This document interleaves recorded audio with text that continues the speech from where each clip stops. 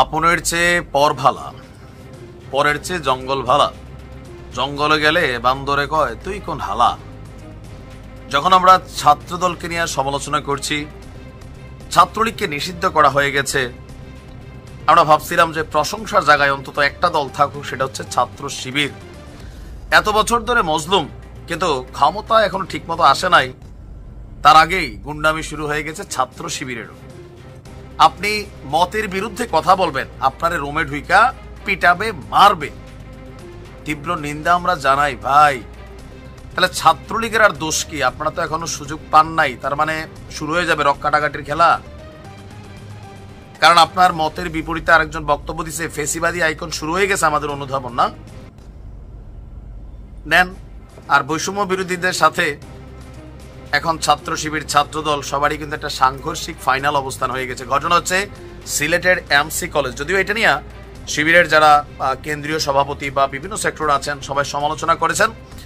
সিলেটের MC college বিশ্ববিদ্যালয়ের ছাত্রাবাসে মিজানুর রহমান রিয়াদ নামক এক শিক্ষার্থীকে মারধরের অভিযোগ উঠেছে শিবিরের বিরুদ্ধে। গতকালকে রাতে এই ঘটনা ঘটেছে। আহত অবস্থায় তাকে উদ্ধার করে Sylhet medical college, Osmani medical college হাসপাতালে ভর্তি করা হয়। মিজানুর রহমান ইংরেজি তৃতীয় বর্ষের শিক্ষার্থী এবং বাংলাদেশ আঞ্জুমানে তালামিজি ইসলামিয়া নামক একটা সংগঠনের সাথে জড়িত। প্রেক্ষাপট কি? যিনি মার খেয়েছেন মিজান, তার বক্তব্য হচ্ছে তিনি ছাত্রাবাসের প্রথম ব্লকের 101 নম্বর কক্ষের আবাসিক শিক্ষার্থী। খুলনা বিশ্ববিদ্যালয়ে যে ঘটনা ঘটেছে, সেই ঘটনায় সামাজিক যোগাযোগ মাধ্যম ফেসবুকে তিনি একটা পোস্ট দিয়েছেন। তাতে আগের এবং বর্তমান সময়ের তুলনা করেন, শেখ হাসিনার আমল আর বর্তমান আমল।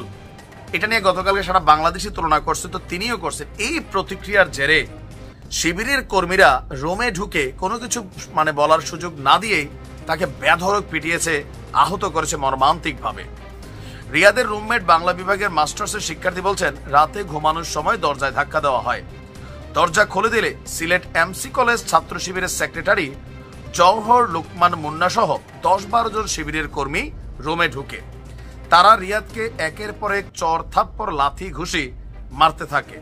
এক পর্যায়ে পাশের রুম থেকে রড নিয়ে রুমে প্রবেশ করে নাজমুল এবং সালমান।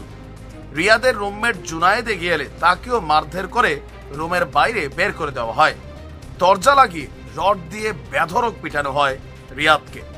অভিযোগের বিষয়ে সিলেট মহানগর ছাত্র শিবিরের সেক্রেটারি বলছেন, 2 শিক্ষার্থীর মধ্যে কথা কাটাকাটির জেরে মারামারির ঘটনা ঘটছে।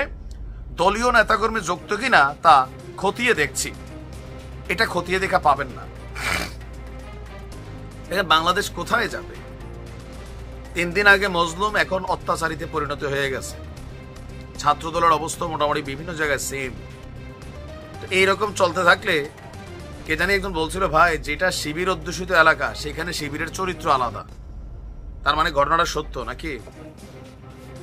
এতদিন আমরা অন্তত ভাবতাম যে সন্ত্রাসী তালিকায় শুনতাম রক্কারাগাটির খেলা, রড দিয়া পিটাপিটির খেলা, বাট আজকে কিন্তু বাস্তব করে ফেললেন।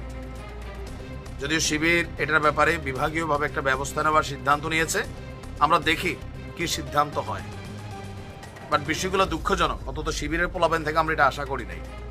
ভালো থাকুন।